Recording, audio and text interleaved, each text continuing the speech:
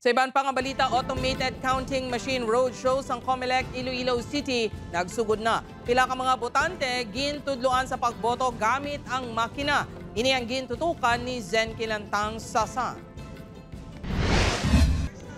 Opisyal nga ginpresentar sang Iloilo City Commission on Elections ang automated counting machine o kun bag-o nga makina nga pagagamiton sa palaabuton nga May 12, 2025 national and local elections. Apat ka mga barangay sa Molo ang nagbuylog sa voter education kag ACM demonstration nga ginhiwat sa library sang Iloilo City National High School. Inyang barangay Katilingban, San Antonio, Poblacion kag North San Jose. Ang ACM ang mahimo gamiton sa duha ka klase sang teknolohiya para sa pagboto.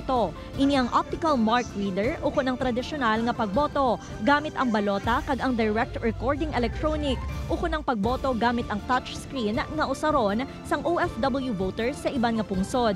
Ang makina ang may masobra 14-hour battery life, hindi na kinahanglan sang electrical outlet o kun kable para mag-operate. May adjustable touchscreen kag privacy screen nga mahimo mapataas kag mapanubo para mas mahapos sa mga botante kag malikawan man nga makitaan sang iban nga tawo ang balota nga naka-display sa screen. Manipis subo ang balota kung ikumparar sang una kag may security features o kun mark sa tagsa ka presinto. Mas madasig ang pag-feed kag scan sang balota kag may auto-line feature. Agud malikawan ang paper jam. Ang ACM ang may headphones para sa mga botante nga may diferensya sa pananaw kag mas mahapos para sa mga botante nga may disabilities. Ang ACM ang may mabakod man nga system batok sa hacking. Compared sa previous nga election, na-enhance na gid man ang machine kay at least makita mo ang whatever kung sino ginbuto mo, ma-review mo exactly. Kag do kapos. 102 ka mga ACM ang gin-deploy sa mga probinsya sa bugos nga Western Visayas agud matudloan ang mga botante sa paggamit.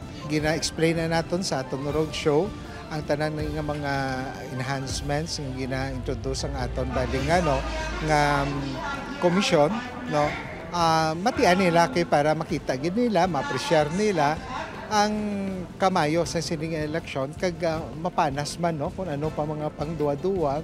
Magapatigayon sang roadshow ang Comelec sa mga barangay, eskwelahan kag mga mall agud maedukar ang mga botante sa palaabuton nga eleksyon. Upod kay Cirilo Renduque, Zen Kilantang Sasa, One Western Visayas.